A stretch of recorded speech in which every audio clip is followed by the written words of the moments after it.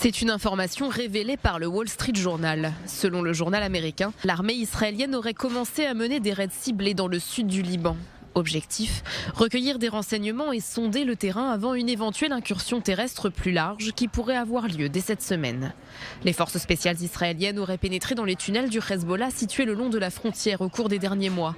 Les responsables militaires estiment que la destruction des positions de l'organisation terroriste chiite libanaise dans les localités proches de la frontière est nécessaire afin de pouvoir ramener les résidents du nord d'Israël chez eux en toute sécurité. Une opération terrestre à laquelle le ministre israélien de la Défense semble avoir fait allusion ce matin lors de son déplacement à la frontière nord. Yoav Gallant a déclaré que Tsahal utiliserait toutes ses capacités pour atteindre les objectifs de la guerre, y compris les blindés. Selon des sources citées par le Wall Street Journal, il semble néanmoins qu'Israël n'ait pas encore décidé de mener une opération terrestre, mais qu'il soit prêt à le faire.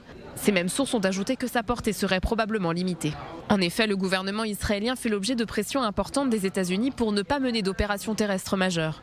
De son côté, le ministre des Affaires étrangères Israël Katz s'est entretenu ces derniers jours avec plus d'une vingtaine de ses homologues du monde entier, dont l'Allemagne, la Grande-Bretagne, l'Italie et le Canada. Il leur a indiqué qu'Israël n'accepterait pas de cesser le feu avec le Hezbollah.